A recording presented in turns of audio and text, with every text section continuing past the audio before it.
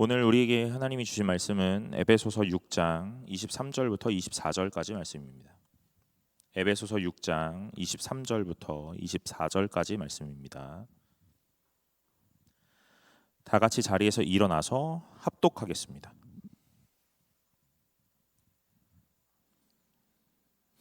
아버지 하나님과 우리 주 예수 그리스도께로부터 평안과 믿음을 겸한 사랑이 형제들에게 있을지어다.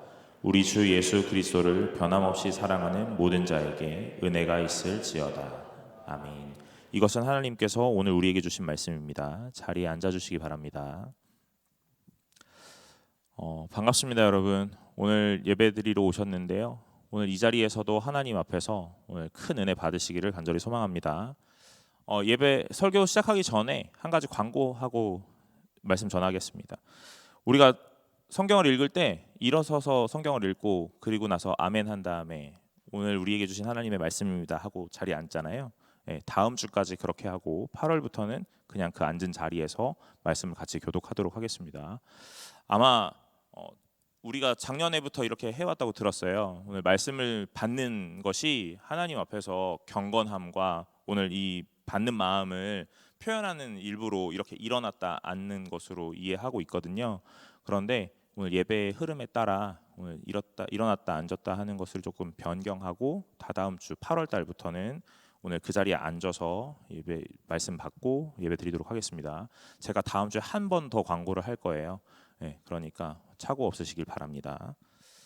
오늘 같이 나눌 말씀은요, 에베소서 말씀입니다. 우리가 수련회를 기점으로 에베소서 말씀 계속 보고 있어요. 처음부터 1장부터 6장까지 다 살펴본 거는 아니겠지만 그래도 그 안에서 우리가 보아야 될 말씀들 하나하나 차근차근 살펴보고 있습니다. 그래서 사실은 이번 주에 다른 말씀을 준비하려고 했어요. 그런데 오늘 6장 23절과 24절에 이 끝에 마지막 인사, 오늘 이 바울이 에베소 교회에게 편지하면서 이 편지의 가장 말미에 마지막 인사의 내용이거든요. 근데 요 마지막 인사가 굉장히 좀 저한테 좀 독특하게 다가왔습니다. 그래서 오늘 요 말씀을 정하고 오늘 같이 나누려고 해요. 여러분, 바울이 편지를 많이 썼거든요. 신약 성경에는 바울이 쓴 편지가 오늘 서신서로 이렇게 많이 들어와 있어요. 신약 성경이 몇 권이죠? 27권입니다. 네. 27권이에요. 네. 구약 성경은 몇 권이죠? 36권이죠. 맞아요? 39권이에요. 네. 여러분, 우리 다 주일학교 나왔잖아요. 그죠? 네. 이렇게 아주 조그만 오차에 막 이렇게 끄덕끄덕하면 안 돼요. 딱 분별력을 가지셔야 된다고요. 제가 36권이죠. 그러니까 끄덕끄덕 하거든요. 그러면 안 된다고요. 여러분, 우리 다 주일학교 때 3, 9, 27 그렇게 다 배웠어요. 그죠? 구약 성경 39권, 신약 성경 27권. 3 곱하기 9는 27. 네. 처음 들어봐요? 아니죠? 네, 다 그렇게 들었어요. 여러분, 우리가 청년부까지 오니까 뭐 이런 거 안 물어보잖아요. 그래서 우리가 아마 다 잊어버린 거일 수도 있고 놓치고 있었을 수도 있어요. 구약 성경 39권, 신약 성경 27권. 여러분, 27권 중에 바울 서신은 총 몇 권입니까? 5개. 업앤다운으로 할까요? 10개, 5개보다 많다. 업. 네, 10개. 10개보다 많다. 10개보다 많다. 예, 많아요. 그러면 15개. 15개보다 많다. 14개보다 많다. 13개. 맞습니다. 예, 그렇습니다. 여러분, 신약 성경에서 바울 서신은요, 총 13개예요. 신약 성경이 27개인데 바울 서신 13개니까 거의 절반의 내용들을 바울이 기록한 거거든요. 바울 서신의 13개의 편지 중에 오늘 많은 편지들, 거의 대부분이라고 봐도 되는데요.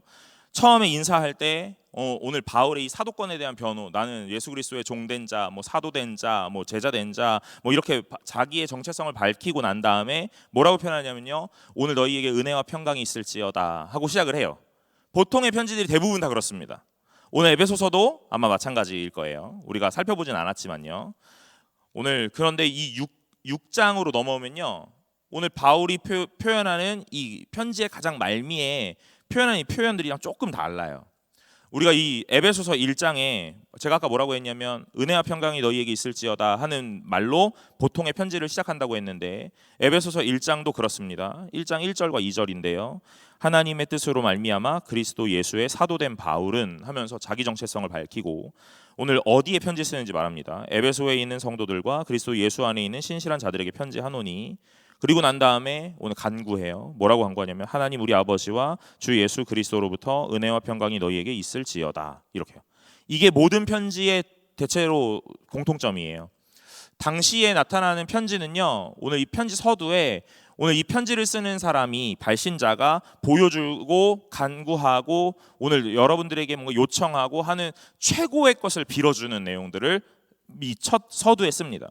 그러니까 제가 여러분들에게 만약에 편지를 쓴다, 이 당시에 편지를 썼다면 이렇게 편지를 쓰겠죠. 승동교회 청년부에게라고 이렇게 시작을 하면서 뭐 예수 그리스도의 종된 자, 뭐 사역자인 내가 이렇게 하면서 뭐 편지하노니 이렇게 한 다음에 뭐 하냐면요, 오늘 여러분의 취업과 결혼과 오늘 그의 앞날이 오늘 세세무궁토록 형통할지어다, 이렇게 내가 편지를 하겠죠. 취업문 뚫고 오늘 취업 뽀개고 오늘 결혼하고 오늘 여러분의 인생 가운데 좋은 일만 있을지어다 하고 제가 이렇게 가장 좋은 것으로 빌어주는 걸 첫 시작으로 한단 말이에요. 그런데 바울은 그 가장 좋은 걸 빌어주는 이 편지의 첫 서두에 뭘 빌었냐면 은혜와 평강이라는 걸 꼭 말해요. 그리고 이 은혜와 평강은요, 누구로부터 왔냐면 예수 그리스도로부터. 오늘 자기에게서 임한 어떤 또는 여러분 한 사람 한 사람으로부터 발현된 은혜라거나 오늘 그 평강이 아니라요, 하나님으로부터 공급받는 은혜 그리고 그의 평강, 그것이 너희의 삶에 영원 무궁토록 있을지어다 하고 기도를 하는 거예요. 그렇게 하고 나서 본격적으로 이제 편지를 시작해요. 오늘 에베소 교회 성도들이요, 이렇게 살았으면 좋겠습니다. 여러분의 얘기들 많이 들었습니다. 이렇게요. 그런데 여러분, 이 편지의 가장 말미에는요, 보통 어떻게 끝나냐면요, 우리가 가장 이 에베소서와 인접해 있는 이 갈라디아서, 우리 바로 앞전의 책이죠. 갈라디아서 보면요, 이 갈라디아서가 뭐라고 편지하냐면 이 마지막 말미에 18절, 6장 18절에 형제들아 우리 주 예수 그리스도의 은혜가 너희 심령에 있을지어다. 그러니까 처음과 끝을요, 은혜와 평강이라는 것으로 꼭 마무리를 하는 거예요. 근데 꼭 누구의 은혜와 누구의 평강이냐면 하나님 그리고 예수 그리스도의 은혜와 평강으로 오늘 꼭 시작합니다. 그리고 꼭 끝을 맺죠. 에베소서를 다 읽고 나면 우리 다음 책이 빌립보서잖아요. 빌립보서 1장도 보면요, 이렇게 시작해요. 그리스도 예수의 종 바울과 디모데는, 오늘 예수의 종 이렇게 시작을 하죠. 그리스도 예수 안에서 빌립보에 사는 모든 성도와 또한 감독들과 집사들에게 편지하노니 하나님 우리 아버지와 주 예수 그리스도로부터 은혜와 평강이 너희에게 있을지어다. 이렇게요. 여러분, 모든 편지의 시작이 대부분 다 이렇습니다. 빌립보서의 가장 마지막은 또 뭐냐면요, 4장 23절인데 주 예수 그리스도의 은혜가 너희 심령에 있을지어다. 아까 갈라디아서랑 되게 비슷하죠. 이게 바울이 쓰는 편지의 좀 독특함이고 특징이기도 해요. 13권이나 되는 이 편지, 오늘 이 서신서에 대부분의 시작과 끝을 이렇게 맺거든요. 여러분, 그래서 우리는 이 바울의 편지를 읽을 때마다 왜 똑같은 얘기 하지? 라는 생각을 할 수도 있어요. 그러나 이게 가장 중요하기 때문에 그래요. 오늘 이것이 바울의 인생에서 가장 중요한 것으로 와 닿은 거예요. 그러니까 어떤 교회든, 빌립보 교회든 갈라디아 교회든 에베소 교회든 오늘 모든 교회에게 편지를 할 때마다 은혜와 평강이 너희에게 있을지어다 이렇게 편지하는 거예요. 여러분, 제가 오늘 사역자로 살면서 하나님 앞에서 참된 성도로 살아가기를 소망하는 한 사람으로 오늘 제가 가장 중요하다고 생각하는 건 성령의 충만함이고 오늘 그 은혜이며 오늘 아버지 하나님이 주시는 믿음이고 오늘 그를 나의 주인으로 붙잡는 오늘 우리의 이 주권자요 통치자로 인정하는 거예요. 그러니까 제가 여러분들에게 날마다 설교하고 오늘 말씀을 나누며 오늘 또는 어떤 위로와 어떤 응원의 말 이런 거 할 때 꼭 제가 이런 표현을 쓰겠죠. 하나님이 하실 겁니다. 하나님이 여러분의 삶을 포기하지 않으실 겁니다. 하나님이 여러분에게 많은 것들을 해내실 거고 좋은 것들을 예비하실 겁니다. 이렇게요. 오늘 나에게 가장 중요하게 와닿았던 가치관이 모두에게 전파되는 거예요. 그게 나의 삶으로 막 표출되어 나가는 겁니다. 오늘 제가 가장 좋은 것들 느낄 때 그런 것들 막 자랑하게 되는 거거든요. 여러분, 우리가 스마트폰 쓰기 시작하면서요. 저도 아이폰을 쓰고 있는데요. 아이폰을 쓰면서 또 뭐 이렇게 스마트워치를 차면서 편리함을 느끼고 좋음이라는 걸 느끼죠. 그러면 어떻게 하냐면 없는 친구들에게 이렇게 얘기하는 겁니다. 야, 이거 되게 좋아. 이렇게요. 자, 내가 좋다고 느꼈다면, 그걸 내가 체험했다면 자연스럽게 권하는 거예요. 야, 이거 좋아. 너도 쓰면 좋겠다. 이렇게요. 내가 뭐 사줄 수는 없잖아요. 내가 사줄 수는 없지만 좋음이라는 걸 막 얘기하는 거예요. 오늘 이게 있으면 이런 편리함이 있어. 이렇게요. 지금은 모두가 태블릿 PC 다 갖고 있고 모두가 스마트워치 다 하나씩 차고 있으니까 그렇게 얘기할 이유가 없죠. 그런데 이게 막 처음에 막 시작될 때 뭐 이걸 시작하는 사람들 뭐 이렇게 와가지고 이게 있으면 뭐가 좋은데 말이야 하면서 막 얘기하는 겁니다. 왜 그러냐면 이게 나에게 가장 좋은 것이라고 체험되었기 때문이죠. 여러분 좋은 곳 다녀와 보셨어요? 어디 식당 좋은데 뭐 맛있는데 이런 데 갔다 와 보셨어요? 그러면 갔다 오고 나면 어떻게 하냐면요. 뭐 같이 가자는 아니더라도 거기 가봐 이런 말은 한다는 거예요. 거기 괜찮더라 이렇게요. 내가 좋았다면 남들에게 막 전하고 싶은 거예요. 오늘 바울이 하나님을 만나고 예수 그리스도를 만난 다음부터 그의 인생의 가장 좋음과 최고의 가치는요 하나님이셨고 예수 그리스도로 변화된 거예요. 그래서 오늘 그 예수 그리스도로부터 받은 은혜와 평강이라는 게 나의 삶에서 어떤 영향이 있었는지를 막 얘기하는 겁니다. 그러니까 이 편지를 쓰면서 가장 좋은 것 간구해 줄 때 뭐라고 얘기하냐면요 은혜와 평강 너희에게 꼭 있어야 된다. 오늘 그거는 내가 누려보니까 이런 거거든. 그러니까 여러분들에게도 이 은혜와 평강이 있어야 합니다. 이렇게 해요. 그래서 그런 줄 알았어요. 그런데 오늘 이 에베소서를 다 읽고 23절, 24절을 읽는데 조금 독특함이 나타나더라고요. 제가 23절 한번 다시 읽어보겠습니다. 아버지 하나님과 주 예수 그리스도께로부터 평안과 믿음을 겸한 사랑이 형제들에게 있을지어다. 우리 주 예수 그리스도를 변함없이 사랑하는 모든 자에게 은혜가 있을지어다. 여러분, 아까 전에 우리가 편지를 읽을 때 그 가장 말미에 뭐라고 편지가 있었냐면요. 뭐 빌립보서를 예를 들어볼게요. 우리 주 예수 그리스도의 은혜가 너희 심령에 있을지어다. 뭐 은혜가 너희 심령에 있을지어다 이렇게 하고 끝나요. 오늘 그냥 단순하게 은혜가 있으면 좋겠습니다 하고 끝날 수 있다는 거죠. 갈라디아서는 또 어떻게 끝났습니까? 똑같아요. 형제들아 우리 주 예수 그리스도의 은혜가 너희 심령에 있을지어다.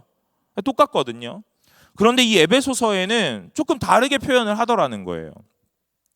왜일까 하는 생각을 해보았습니다. 여러분 저는 말씀을 대하는 사람이잖아요. 이게 제 하는 일이거든요. 업이라는 표현을 쓰기엔 좀 불편해서 하는 일이라고 제가 표현하는 겁니다. 제가 하는 일이 이거예요. 말씀을 대하고 이 말씀에서 오늘 무언가 하나님이 말씀하시는 게 무엇일까를 막 꺼내고 싶은 오늘 그게 제 하는 일입니다. 그러면 말씀을 읽을 때마다 그냥 막 읽어지는 게 아니라 어떨 때는요. 왜 이렇게 하셨을까라는 생각에 잠길 때가 있어요.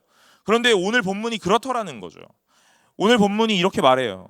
아버지 하나님과 우리 주 예수 그리스도께로부터 평안과 믿음을 겸한 사랑이 형제들에게 있을지어다. 아까 전에 뭐라 그랬냐면 주 예수 그리스도로부터 은혜가 너희의 심령에 있을지어다. 이렇게 하고 끝났거든요. 그런데 오늘은 뭐라고 표현하냐면 이 에베소서에 이렇게 표현하는 거예요. 주 예수 그리스도께로부터 평안과 믿음을 겸한 사랑이 형제에게 있을지어다. 이렇게 얘기하는 거죠. 조금 다르더라는 거예요. 왜 다르지? 여러분 제가 제일 어려워하는 게 뭔지 아세요? 편지 쓰는 거예요. 편지 쓰는 거. 한 사람한테 편지를 쓰잖아요. 그리고 나면 이 편지의 내용이 대체적으로 좀 비슷해지더라고요. 그렇지 않으세요? 저는 좀 글재주가 많이 없어가지고 이렇게 편지 쓰는 거 좀 어렵더라고요. 막 이렇게 장문으로 장황하게 길게 쓰는 사람들 되게 부럽습니다. 편지를 만약에 제가 홍태 형제한테 편지 썼어요. 그리고 나서 몇 명에게 이제 걸쳐 가면요. 그 다음에는 되게 비슷해져요. 그냥 내용들이. 그 홍택에게 썼던 편지를 약간 요약하고 뭐 이렇게 넣고 빼고 조금 해가지고 또 다른 사람에게 쓰는 것 같은 그런 느낌이거든요. 근데 제가 항상 이 바울의 편지의 시작과 끝을 읽을 때마다 그런 생각을 했다는 거죠. 바울도 13개의 교회에게 편지를 쓰고 오늘 아마 더 많은 편지를 썼을 거예요. 근데 이제 신약 성경에 오늘 이걸 정경화하면서 이걸 성경으로 받아들일 때 이 13개의 이 서신에서 처음과 끝에 대한 내용들을 바울도 그래 쓰다 보니까 이렇게밖에 쓸 수 없었던 건가? 라는 생각이 있었던 거죠. 그런데 이 에베소 교회에게 아주 독특하게 쓰고 있더라는 거예요. 여러분, 오늘 그냥 은혜가 있을지어다, 심령의 너희에게 심령의 은혜가 있으면 좋겠다 하고 그냥 끝내면 되는데, 굳이 이런 표현을 쓰는 거예요. 하나님께로부터, 그리스도께로부터 평안과 믿음을 겸한 사랑, 형제들에게 있을지어다. 여러분, 그래서 제가 이렇게 생각해 봤습니다. 오늘 바울은요, 이 에베소 교회에게 가장 많이 말했던 것이 바로 사랑인 것 같아요. 왜냐하면 에베소 교회는 교회를 중점적으로 다루고 있거든요. 그래서 이 공동체를 힘써 지키라 하는 표현으로 오늘 편지를 계속 끌고 가고 있거든요. 오늘 이 공동체를 지키는 힘은 하나님이 주시는 힘과 능력이고, 오늘 이 평안, 하나님께서 평안에 매는 줄로 하게 하신 이 공동체를 힘써 지키라 하고 말해요. 그러니까 오늘 이 공동체에게 주시는 하나님의 마음이 무엇일까? 지킬 수 있는 유일함은요, 사랑이더라 하는 거예요. 그런데 오늘 바울이 이 공동체에게 사랑하라 하는 말을 쓰려니까 이 사랑이라는 표현이 조금은 뭔가 부족하게 느껴졌던 것 같아요. 혹여라도 오해를 하면 안 되겠다라는 생각을 했던 건 아닐까 싶어요. 여러분, 하나님 앞에서 사랑하라 하는데 그 오해라니요? 오해가 있을 수 있습니다. 그 오해는요, 다른 게 아니고요, 우리가 사랑하는 이 사랑이라는 감정이 오늘 하나님으로부터인지 나에게서로부터인지에 대한 분별이 필요하다는 거예요. 사랑하라, 이 공동체를 사랑하라. 그러니까 오늘 자꾸 내 마음에 나는 이 공동체가 막 애틋하고 그런 마음이 없는데 라는 말 할 수 있거든요. 여러분, 감정에서부터 비롯되는 사랑을 하라는 게 아니죠. 오늘 하나님께서 이 에베소 교회에게 이 공동체를 힘써 지키라 했던 이 여러 가지의 말들은요, 결국 하나님으로부터 공급받는 어떤 무언가로 이 공동체를 지켜내라 하는 말이거든요. 사랑은 내 마음에 심적 여유가 있어서 무언가 이 감정을 막 표현하는 것, 그런 게 사랑이 아닙니다. 하나님께서 말씀하시는 사랑은요, 오늘 이 두 가지를 겸해야 한다 하는 거죠. 오늘 바울은 이 에베소 교회에게 이걸 말해주고 싶었던 것 같아요. 아마 에베소 교회는 여러 가지를 말해도 아마 잘 알아듣는 교회였나 봐요. 바울이 어렵게 표현하거나 오늘 또는 자기의 말로 이 믿음에 대하여, 오늘 하나님 앞에서 우리가 지켜내야 되는 이 공동체에 대하여 많은 말들을 쏟아내는데, 그 쏟아내는 말들을 이 에베소 교회는 잘 받아내는 교회였던 것 같아요. 그러니까 어떤 표현이냐면 심적으로 성숙하고 믿음의 이 단단한 교회였지 않을까라는 생각을 합니다. 그러니까 사랑하라 하는 것으로 끝나는 게 아니라요, 오늘 사랑이라는 것에 대하여 부연 설명을 조금 더 하시는 거죠. 제가 여러분들을 아주 낮게 평가한다면요, 오늘 제가 이렇게 표현할 겁니다. 여러분, 오늘 사랑하시기 바랍니다. 이렇게요. 미워하지 말길 바래요. 용서하시길 바래요. 이렇게 그냥 아주 1차원적으로만 얘기하고 말겠죠. 근데 여러분들에 대한 걸 높이 평가한다면 오늘 제가 막 많은 것들을 막 설명을 할 거 아니에요. 오늘 바울이 이 에베소 교회를 바라볼 때 이 에베소 교회가 굉장히 성숙한 교회라는 것으로 느껴졌던 것 같아요. 그래서 사랑하라 하는 그 말을 단순히 사랑하라라고 끝내지 않고 이 사랑이 뭐냐면 하면서 두 가지를 더 설명하는 거죠. 그게 평안과 믿음입니다. 여러분, 이 사랑인데 어떤 사랑이냐면 평안과 믿음을 겸한 사랑이라 그래요. 여기서 겸한다는 건요, 부속품처럼 이렇게 내 옆으로 딸려오는 무언가일 수도 있지만, 오늘 이 겸한다라는 이 단어의 큰 뜻 안에 한복판이다라는 이 한 가운데에라는 말이 포함되어 있어요. 그러니까 이 사랑이라는 감정 안에, 이 성품 안에 믿음과 평안이라는 게 공존하는 거죠. 저는 이걸 이 사랑이라는 감정의 한복판에 믿음과 평안이 있다라는 것보다 조금 더 확장해서 해석하고 싶은데, 오늘 그게 뭐냐면 이 사랑을 채우는 것은 오늘 우리의 여유이거나 어떤 내 감정적 성품, 타고난 기질 그런 게 아니라 오늘 이 사랑은 하나님이 주시는 평안과 믿음으로 채워져 있는 사랑이다라는 거예요. 이해되시죠? 오늘 이 평안과 믿음을 감싸고 있는 이 포장지가 사랑이다라는 거예요. 그러니까 사랑을 주었는데 그 사랑을 열어보니 뭐가 있냐면 평안과 믿음이 있다는 거예요. 오늘 우리 공동체에는 그런 사랑이 필요하다라는 것으로 말합니다. 그러면 평안과 믿음이라는 건 무엇이냐 하는 것들도 생각해 보아야겠죠. 여러분, 여기에 이 평안이라는 건 헬라어로 에이레네라는 단어를 쓰는데 이게 화평입니다. 화평. 화평 그러면 우리 다 생각나는 거 분명히 있어요. 뭐 있죠? 팔복. 화평케 하는 자는 복이 있나니. 그게 뭐예요? 하나님의 아들이라 일컬음을 받을 것이요. 이거예요. 여러분, 오늘 화평케 하는 자는요 하나님의 아들이라 일컬음을 받는다 그랬거든요. 오늘 여기에 이 평안이라는 단어의 이 뜻 안에 하나 되게 한다 하는 의미가 있어요. 그러니까 오늘 이 공동체에게 말하는 이 평안은요 단순히 이 평탄하고 오늘 문제가 없음이 아니라 오늘 갈라지고 쪼개지고 깨어진 부분들을 이어붙이는 하나 되게 하는 일을 한다 하는 것과 같습니다. 공동체 안에 문제 없는 공동체 없습니다. 겉으로 보기에 멀리서 보면 되게 예쁜 공동체일 수 있어요. 그러나 그 공동체에게 점점 더 가까이 가고 그 안으로 깊숙이 들어가면요 결국 그 공동체 안에 다 문제가 있습니다. 문제 없는 공동체가 없더라고요. 그러나 오늘 이 문제 없는 공동체가 오늘 가장 아름다운 모양으로 한 걸음 한 걸음 내어딛는 유일함은 무엇이냐면 하나님이 하나 되게 하시는 그 평안을 날마다 소유하는 거예요. 여호와 샬롬 이겁니다. 걱정과 근심, 염려와 환난과 고난이 없는 게 아닙니다. 그럼에도 불구하고 오늘 그 평안이라는 이것의 주인이신 하나님이 이 공동체에 좌정하시고 임재하시는 것, 오늘 그것이 하나님 앞에서 가장 아름다운 교회요 오늘 공동체의 모양이죠. 오늘 우리 안에 갈라짐이 있습니까? 분열 또는 깨어짐, 상처라는 것이 있을 수 있어요.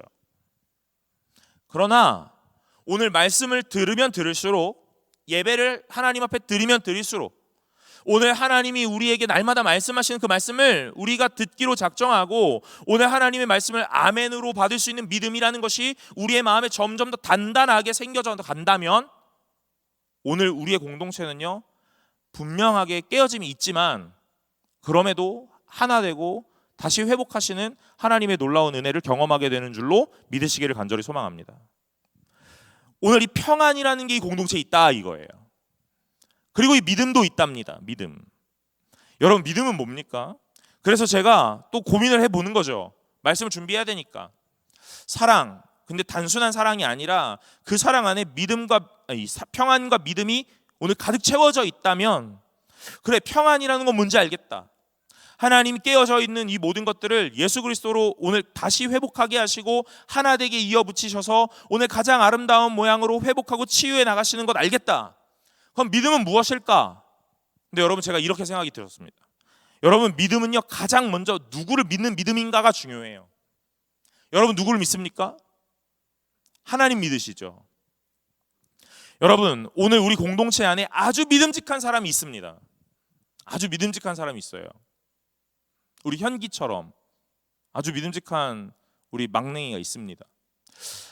우리는 이 믿음직한 한 사람을 믿는 게 아니에요. 이 공동체는 누굴 믿냐면 하나님을 믿는 겁니다. 그럼 하나님이 무엇 하실 건지를 믿어야죠. 무엇 하실 거라는 것을 믿습니까? 무엇이든지 하실 걸 믿는 거예요. 그런데 제가 여기서 이렇게 표현해 보는 겁니다. 여러분, 앞서 평안이라는 것, 막 다 깨어지고 분열하고 오늘 상처 입고 이런 걸 하나 되게 하시는 하나님의 샬롬, 평강, 에이레네가 분명히 임할 거다 하는 것들을 말했어요. 그렇다면 오늘 우리가 이 공동체 안에서 살아갈 때에 오늘 우리의 모든 것들을 변화시키고 채우실 분이 하나님이시라는 걸 믿는 거예요. 믿는 겁니다. 오늘 하나님이 하실 거예요. 근데 우리가 이 일상을 살다 보면 이 모든 감정 안에요, 손해가 너무 막 심한 거예요. 내 감정이 계속 소비가 돼야 되고, 내가 갖고 있는 재화들이 막 계속 소비가 돼야 되는 겁니다. 이 공동체를 향해서요. 시간도 들여야 되고요. 어떨 때는 돈도 들여야 되고요. 어떨 때는 내 감정도 들여야 되고요. 내가 굳이 하지 않아도 되는 오늘 다른 타인의 이야기에 막 감정이입을 해야 될 때도 있고요. 그런데 오늘 이게 다 손해로 느껴지는 거예요. 이게 아니라면 다 내가 가질 수 있는 건데, 내가 누릴 수 있는 건데. 여러분, 오늘 하나님을 향한 믿음, 그리고 그 하나님이 무엇이든지 하실 거라는 그 믿음, 그리고 또 하나의 믿음이 있는데요, 오늘 하나님이 우리를 향하여 손해보게 하지 않으실 거라는 믿음도 가지시기를 간절히 소망합니다. 오늘 여러분들은 공동체를 향하여 많은 것들을 쏟아내고 계시는 분들이라는 걸 압니다. 근데 이 쏟아냄이라는 것이 단순하게 비워지고 오늘 나에게 손해와 소비만을 일으키는 이 쏟아냄이 아니라, 오늘 그 쏟아내는 것보다 하나님께서 더 많은 것들을 부으실 오늘 채우심의 하나님을 믿으시기를 간절히 소망합니다. 오늘 에베소 교회에게 하나님은 이걸 말씀하시는 거예요. 오늘 너희의 손해만이 아니다. 그러나 오늘 그 비워냄, 너희가 그 공동체를 향하여 쏟아내는 이 쏟아냄이 결국 하나님 앞에서 또 다른 체험으로 너희에게 나타날 거다 하고 말씀하세요. 여러분, 그걸 하신 분이 하나님이시잖아요. 하나님이 자기 아들 독생자를 아낌없이 쏟아내는 거예요. 오늘 다 손해를 보고 자기의 모든 걸 소비하는 겁니다. 그럼에도 불구하고 하나님은 무언가를 확신하시는 거예요. 그게 무엇이에요? 오늘 내 아들을 내어 주었지만 오늘 내가 끝없는 사랑과 긍휼과 용서와 애탐으로 오늘 이 자녀들을 기다렸더니 오늘 이 사람들을 얻을 수 있게 된다는 말이에요. 오늘 단순한 손해가 아니에요. 무언가가 분명하게 있습니다. 그 무언가는 오늘 하나님의 백성이요, 한 영혼이고, 오늘 하나님께서 만나게 하신 공동체이며 내 지체애들이라는 거예요. 여러분, 오늘 우리가 쏟아낼 때 그것이 단순한 손해가 아니라는 것 믿으실 수 있기를 간절히 소망합니다. 그리고 그 손해는 하나님 앞에서 손해로 남지 않고 분명하게 채움으로 변화되고 바뀌어질 거라는 걸 믿으시기를 간절히 소망합니다. 오늘 하나님께서 말씀하시는 사랑이 바로 이거예요. 감정적 우위에 있어서 사랑을 베푸는 게 아닙니다. 나는 할 수 있는 능력이 있지, 나는 풍족하고 풍요로우니까 베푸는 게 아닙니다. 타고난 심성이 너무 착해서 오늘 사랑받게 할 줄 몰라서 오늘 사랑하는 게 아니에요. 그런 걸로 하는 사랑을 하나님이 하라고 말씀하시는 게 아닙니다. 그럼 뭘 얘기하시는 거예요? 할 수 없는 상황에도, 그러지 못하는 상황과 환경에도 오늘 하나님께서 나에게 베푸신 사랑이라는 걸 알기에 오늘 또 내가 사랑하는 거예요. 그래서 이 사랑을 표현할 때 뭐라고 표현한 거냐면, 하나님과 우리 주 예수 그리스도께로부터 평안과 믿음을 겸한 사랑, 오늘 그 사랑의 발현지가 하나님이요 예수 그리스도라는 거죠. 사랑하는 여러분, 여러분의 힘과 능력으로 사랑하지 않으시기를 간절히 소망합니다. 그 사랑은 분명하게 문제가 생겨요. 어떤 문제로 생기는지 아세요? 서운함과 섭섭함으로 남습니다. 내가 이렇게 했는데 어떻게 이럴 수 있는가? 내가 이렇게까지 배려했는데 왜 쟤는 그걸 모르는가? 서운함과 섭섭함으로 남습니다. 여러분, 오늘 하나님이 주시는 사랑으로 사랑하는 거예요. 하나님이 여러분들을 어떻게 사랑하셨습니까? 아낌없이 사랑하셨어요. 무엇 때문에 사랑하셨습니까? 이유 없이 사랑하신 겁니다. 여러분이 자격이 있어서요? 아니요. 능력이 있어서요? 아니요. 여러분의 무언가 이렇게 사랑을 베풀면 나중에 무언가 거둘 만한 어떤 게 있을 것 같아 보여서요? 미래가 보여서요? 아니요. 그런 거 아닙니다. 아무것도 없는 우리들을 하나님은 이유 없이 사랑하신 거예요. 그리고 그 사랑을 받은 게 나라면 오늘 나도 이유 없이 사랑하는 거예요. 그래서 이 공동체에게 사랑을 말씀하시는 겁니다. 감정적으로 사랑하라는 게 아니에요. 사랑하는 여러분, 오늘 하나님이 여러분에게 하신 그 사랑을 여러분의 지체들에게 여러분의 삶 가운데서 날마다 표현하며 살아갈 수 있기를 간절히 소망합니다. 제가 목사가 되고 어느 순간부터 사랑하는 여러분 이런 표현 잘 쓰거든요. 사랑하는 성도 여러분, 옛날에는 이런 거 잘 못 썼어요. 왠 줄 아세요? 사랑이라는 게 되게 진짠가? 라는 생각이 막 들었습니다. 그런데 오늘 하나님이 저에게 깨닫게 하시는 그런 마음들이 있다는 거죠. 오늘 단순하게 제 감정적으로 오늘 제가 사랑받게 할 줄 모르고 미워할 줄 모르고 막 그런 시기 질투를 모르고 뭐 분냄을 모르고 그런 사람이라서 여러분들에게 사랑하는 여러분이라고 표현한 게 아니에요. 오늘 하나님이 저에게 주시는 그 사랑이 여러분에게도 동일하게 흘러갈 수 있기를, 오늘 내가 받은 그 사랑을 여러분들에게도 동일하게 같이 나타날 수 있기를, 그걸 결단하는 마음이기도 하고요, 그걸 고백하는 마음이기도 합니다. 사랑하는 여러분, 오늘 하나님 앞에서 참된 사랑을 하시기를 간절히 소망합니다. 오늘 이 에베소 교회에게 사랑하라 그러거든요. 그런데 이 평안과 믿음을 겸한 사랑을 하라 그래요. 그러니까 이 사랑은 쉽지가 않은 거예요. 쉽지가 않은 겁니다. 그래서 이런 설교는 다음 주까지만 하고 그만하려고요. 쉽지가 않아요. 마음에 막 알겠어요. 이해도 되겠어요. 그런데 어려운 거예요. 근데 여러분, 그게 은혜인 줄로 믿으시길 바래요. 오늘 하나님이 여러분들의 마음을 막 두드리고 있는 거예요. 하나님의 자녀가 되기를, 하나님의 성도가 되기를. 오늘 우리 공동체는요, 아주 멋진 공동체가 될 수 있습니다. 그리고 되기를 소망합니다. 그 아주 멋짐은요, 오늘 우리가 받은 그 사랑을 모두에게 전하는 거예요. 그게 가장 멋짐이에요.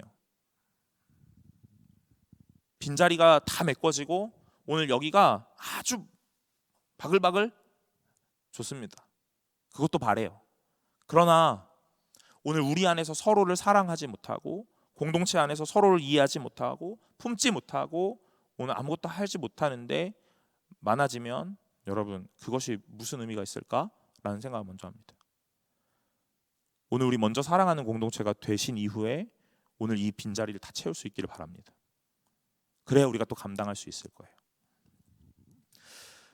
23절이 저에게 굉장히 독특하게 와 닿았습니다. 그래서 평안과 믿음을 겸한 사랑이, 그리고 나서 어떻게 하냐면요, 형제들에게 있을지어다 그러는 거예요. 오늘 이 에베소 공동체의 한 사람 한 사람, 형제들에게 있을지어다 그럽니다. 이 공동체는요, 누구 한 사람만, 특정한 사람만 가지면 되는 것이 아니에요. 만약에 그랬다면요, 아마 이렇게 표현했을 거예요. 오늘 평안과 믿음을 겸한 사랑이 이 에베소 교회의 지도자에게 있을지어다, 이렇게. 또는 평안과 믿음을 겸한 사랑이 에베소 교회의 가장 어른에게 있을지어다, 이렇게 얘기했을지도 몰라요. 아니라면 평안과 믿음을 겸한 사랑이 가장 힘있고 유력자가 된 누군가에게 있을지어다, 이렇게 얘기했을지도 몰라요. 그러나 그렇게 얘기하지 않습니다. 오늘 이 사랑은요, 오늘 한 사람 한 사람에게 다 임하고 그 사랑을 받으셔야 돼요.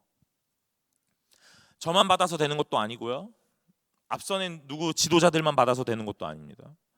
맨 뒤에 앉아있는 누군가는 안 받아도 되는 것들이 아닙니다. 다 받으셔야 돼요. 남녀노소 막론하고 학력에, 재물에, 나이에, 신앙의 연륜에 다 막론하고 모두가 받으시는 거예요. 모두가 예외 없이 받으셔야 이 공동체가 아름다워집니다. 그래서 오늘 형제들에게 있을지어다 하고 말씀하세요. 그리고 나서 끝나는 게 아니고요, 24절에 한 번 더 말씀하시는데요, 우리 주 예수 그리스도를 변함없이 사랑하는 모든 자에게 은혜가 있을지어다 그래요. 여러분, 이건요, 이렇게 동그라미처럼 그릴 수 있거든요. 하나님과 우리 주 예수 그리스도께로부터 평안과 믿음을 겸한 사랑을 형제가 받습니다. 그리고 그 형제는요, 또한 어떻게 하냐면 주 예수 그리스도를 변함없이 사랑하는 거예요. 이렇게 순환하는 겁니다. 순환하는 거예요. 근데 여기서 또 24절에 제가 하나 더 주목했던 단어가 있습니다. 이 변함없이라는 거거든요. 우리 주 예수 그리스도를 변함없이 사랑하는 모든 자에게 은혜가 있을지어다. 그래요. 사랑하는 자에게라고 해도 되거든요. 근데 꼭 변함없이라는 걸 붙였어요. 이 변함없이라는 단어의 뜻은요, 썩지 않는 이라는 말과 같습니다. 그러니까 하나님을 향한 이 사랑은요, 어때야 하냐면 순결하고 순수해야 합니다. 불순물이 섞이지 않은 순수함. 이게 팔복에서 말하는 마음의 청결함이거든요. 청결함, 깨끗한 거, 잘 정리정돈된 게 아니고요, 완전히 비워 깨끗하게 정리하는 겁니다. 오늘 그리스도를 향한 변함없는 사랑, 그것이 있어야 된다 이 말이에요. 여러분, 난 하나님 사랑하는데요. 맞죠? 우리 다 사랑하죠. 다 사랑합니다. 그런데 여기서 말하는 이 변함없이라는 말이요, 제가 아까 전에 이렇게 얘기했잖아요. 믿음, 그 믿음은 무슨 믿음이냐면요, 손해를 감당하고 그것을 또한 하나님이 채우실 거라는 믿음이라는 얘기를 했잖아요. 아마 이 맥락 안에서 좀 이해하면 좋겠다라는 생각이 듭니다. 오늘 하나님 앞에서 이 변함없는 믿음, 변함없는 사랑은요, 이런 거예요. 하나님, 내가 막 뭔가를 했어요. 하나님이 하실겠지? 하나님이 날 채우시겠지? 안 채우시는 거죠. 시간이 흘러가는데 나는 계속 뭔가를 하고 있고 계속 내가 소진하고 소비하고 있는 것처럼 느껴지는데 하나님이 채우신다 했지? 하나님이 뭔가 일하신다고 했지? 그러니까 오늘 괜찮을 거야? 하고 막 시간을 지납니다. 그런데 시간이 어느 순간 지나 보니까 갑자기 내 마음에 무슨 마음이 딱 드냐면 하나님 뭐 하시지? 라는 마음이 드는 거예요. 여러분, 단순하게 이런 일뿐만이 아니에요. 하나님이 기도하면 응답하시겠지? 하나님, 내가 이렇게 헌신하면 하나님 나의 이 헌신을 보상하시겠지? 이런 마음이 틀렸다는 게 아닙니다. 그리고 그렇게 하실 하나님이 맞으세요. 그러나 오늘 그 순간이 지나가면 어느 기점에 딱 오면 무슨 마음이 드냐면요, 하나님은 뭐 하시지? 하는 마음이 드는 거예요. 하나님은 왜 나를 돌보지 않으시지? 오늘 왜 나를 그냥 두시지? 라는 생각들이요. 그러니 오늘 하나님 앞에 따져 묻게 되는 겁니다. 하나님, 뭐 하고 계시는 거예요? 오늘 여러분, 이 바울은 에베소 교회에게 이렇게 하지 마라 하고 말하는 거예요. 오늘 하나님 앞에 사랑을 받았다면, 그 사랑이 믿음과 평안을 겸한 사랑이라면 오늘 너희들은 분명하게 다시 하나님을 사랑하게 될 건데, 그 사랑은 변함없는 사랑이다. 썩지 않을 사랑이다. 오늘 너를 향한 하나님의 사랑 가운데 오늘 그 마음만을 가진 순수한 사랑이라서 오늘 그 어떤 마음도 틈타지 않아서 이걸 썩거나 오늘 뭔가 불편하게 만들지 않는 하나님을 향한 아주 순결한 사랑이 있다는 거예요. 변하지 않는다는 말이에요. 오늘 여러분의 인생의 손해와 이 소비라는 걸 막 경험하게 될 겁니다. 분명히 기도하죠. 그러나 눈앞에서 이루어지지 않는 오늘 이 막다른 길과 같은 이 현실들도 마주하게 될 거예요. 그럴 때에 오늘 하나님 앞에서 우리가 보여드려야 되는 사랑은 무엇이냐면요, 오늘 하나님 좀 서운하네? 이런 마음이 아니라 오늘 변하지 않는 사랑이라는 거예요. 오늘 하나님도 우리에게 보여주신 사랑이 변하지 않는 사랑이에요. 오늘 내가 하나님 나의 자녀를 택하였다면 그 자녀가 어떤 모양이든 어디를 가고 있든 절대로 포기하지 않고 절대로 놓지 않는 변함없는 사랑을 끝없이 보여주시는 그 하나님의 사랑, 그리고 그 사랑을 우리가 받았다면 우리도 동일하게 하나님을 사랑하는데 하나님 앞에 동일하게 변함없는 사랑으로 한다는 거죠. 여러분이 하나님을 향한 사랑 가운데 어떤 사랑을 해야 하냐면 순수한 사랑을 해야 되는 거예요.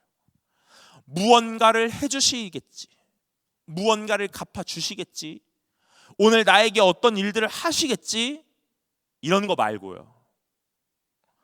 오늘 하나님이 여러분을 사랑하신 그 사랑이 여러분의 생명으로 나타나는 거잖아요. 여러분에게 구원이라는 것으로 주어진 거잖아요. 아무 이유 없이, 아무 조건 없이 여러분에게 다 주셨습니다. 그렇기에 오늘 우리가 하나님을 사랑하는 것은요, 오늘 내가 이렇게 하면 하나님 무언가를 하실 거야, 그런 게 아니라 그냥 사랑하는 거예요. 조건 없이요, 무조건적으로. 오늘 하나님 앞에 그 사랑을 하라고 말씀하십니다.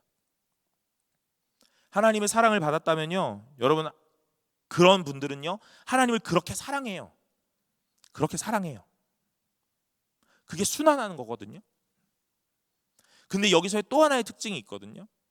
그건 뭐냐면 그 사랑은요 흘러가게 되어 있어요. 흘러가게 되어 있습니다. 내가 하나님 앞에 사랑을 받았다면 그 이유 없고 조건 없는 사랑들이 내 지체에게, 내 가족에게, 내 형제에게, 내 주변에게 흘러가게 되어 있어요. 있어서 하는 거예요? 아니에요. 여유로워서 합니까? 아닙니다. 타고난 성품이라서요? 아니요. 하나님 사랑 아니까 하는 거예요. 그게 성도의 다른 점이에요. 성도와 성도가 아닌 자가 나눠지는 분수령은 딱 여기인 것 같아요. 사랑할 수 있거든요. 성도가 아닌 사람도 사랑할 수 있습니다. 감정으로요. 자기가 가진 여유로요. 베풀 수 있습니다. 그러나 지속할 수는 없어요. 성도의 사랑은 오늘 내가 가진 것에서 하는 사랑이 아니기 때문에 오늘 지속할 수 있어요. 하나님께서 우리에게 공급하시는 거라서요. 여러분, 에베소 교회는요, 오늘 이런 편지를 받고 있는 거예요. 오늘 에베소서는 교회론에 대한 걸 다룬다고 하거든요, 우리가 흔히. 그래서 이 에베소서를 읽으면 공동체를 어떻게 지켜가야 하는지에 대해서 우리 알 수 있다고 말해요. 그 공동체는 교회를 예표하겠죠. 그리고 그 공동체를 향한 말씀을 주시면서 가장 마지막에 사랑이라 하는 것들을 말씀하시는 거예요. 공동체를 지켜갈 유일한 힘, 사랑인 줄로 믿으시길 바랍니다. 공동체를 지켜가는 건 한 사람의 어떤 유능함과 특출남이 아니에요. 오합지졸이 모여도 오늘 서로를 애틋하고 아끼면 그 공동체 잘 지켜낼 수 있습니다. 오늘 능력 있는 자가 오늘 이 모든 것들을 유지하고 존속하게 하는 게 아닙니다. 하나님이 그렇게 하시는 거예요. 유지하게 하십니다. 존속하게 하시는 것 하나님이세요. 그리고 그 하나님이 우리에게 마음껏 부어주십니다. 모든 걸 보여주셨어요. 여러분들은요, 알게 모르게 모든 걸 다 받은 사람들입니다. 그런데 이제 이 말씀을 통해서 모든 것들이 수면 위로 올라와 여러분들에게 다 말해주고 있는 거예요. 너네들은 그런 걸 받았다. 부인해도 부인할 수 없는 사실이에요. 여러분, 그렇기에 여러분들이 사랑할 수 있게 되기를 간절히 소망합니다. 하나님을 더 의지하는 분들이 되시길 바라요. 안 돼요. 오늘 내가 그렇게 안 돼요. 하나님, 내가 사랑하려고 했는데 잘 안 돼요. 네, 안 돼요. 맞아요. 안 돼요. 그러나 그럴 때마다 하나님의 사랑을 다시 묵상하시길 바라요. 여러분에게 베푸셨던 하나님의 사랑을, 여러분에게 주셨던 하나님의 은혜를, 여러분에게 주셨던 하나님의 용서를요. 내 옆에 있는 사람 용서가 안 돼요. 여러분, 옆에 누가 앉아 있어요? 우리는 진짜 독특하네요. 네, 다 혼자 앉았네. 옆에 있는 사람한테 얘기하라 그러려 했는데 넌 용서가 안 돼 이렇게 얘기하라 그러려 했는데 다 또 혼자 앉아가지고, 저기 우리 승미자매랑 둘이 나란히 앉았잖아요. 서로 유일하게 마주 앉았거든. 예, 거기 대표로 한번 해볼래요? 넌 용서가 안 돼. 용서가 되나 보네. 예, 여러분 용서가 안 될 때가 있거든요. 그럴 때 하나님이 여러분을 용서하셨던 그 용서를 날마다 묵상하시길 바래요. 우리가 바른 길로 가는 방법은요, 나의 과오를 돌아보는 것, 그것도 맞지만 그걸 넘어 오늘 나를 덮으시는 하나님의 사랑을 묵상하는 것이 가장 바른 길로 가는 겁니다. 사랑하는 여러분, 날마다 하나님을 묵상하시기를 간절히 소망합니다. 오늘 평안과 믿음을 겸한 사랑, 저와 여러분들에게 넘쳐나시길 간절히 바라요. 그래서 오늘 왜 저러지 하는 그 말보다 괜찮아, 잘 될 거야, 잘할 수 있을 거야 라는 응원과 격려의 말들을 더 많이 쏟아내시길 바랍니다. 제가 요거 하나 하고 마칠까요? 진짜 요거 하나만 하고 마칠 거예요. 제가 예전에 학교 다닐 때 저희 교수님 중에 그 종말론 수업이 있었습니다. 학교 과목이 이제 종말론인데 그 종말론을 가르치는 교수님이 이제 가르치시고 이제 수업을 하고 있었는데 한 친구가 이런 질문을 했던 거예요. 제가 정확하게 기억하지는 않는데 아무튼 그 대답을 정확하게 기억합니다. 이런 내용이었어요. 교수님, 진짜 미운 애가 있거든요. 용서가 안 되는 애가 있거든요. 그럼 걔랑은 어떻게 지내야 됩니까? 이렇게 말했어요. 그런데 그 교수님이 저한테란다. 그 수업을 듣는 학생들에게 이렇게 말씀하시는 거예요. 뭐라고 얘기하시냐면요, 종말론 교수니까 종말론의 시각에 입각하여 설명을 해주겠다는 거예요. 그래서 우리가 와, 기대가 되죠. 그랬는데 뭐라고 했냐면요, 순화해서 말해야 되지. 저 녀석도 죽기 전엔 달라지겠지. 이런 마음으로 그 친구를 바라보라는 거예요. 이 저 녀석이라는 말이 굉장히 센 어휘였거든요. 근데 제가 여기서는 그렇게 쓸 수 없으니까 이제 이렇게 표현하잖아요. 저 녀석도 죽기 전엔 달라질 거야 하는 마음으로 품고 계속 사랑을 주라는 거예요. 사람을 바라볼 때, 그러면서 이제 그 교수님이 마지막에 이렇게 말했어요. 사람을 바라볼 때 종말론적인 시각으로 바라봐야 한다. 이렇게요. 여러분, 제가 여러분들을 종말론적인 시각으로 바라봅니다. 우리 동민이도 죽기 전엔 달라지겠지.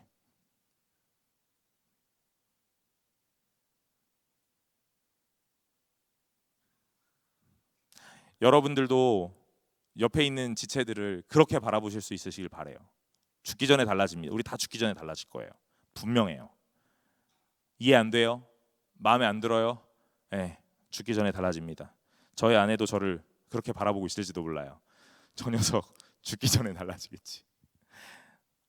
오늘 우리가 공동체 안에서 하나님이 주시는 참된 사랑으로 가장 아름다운 모양으로 그렇게 달라져 갈 겁니다.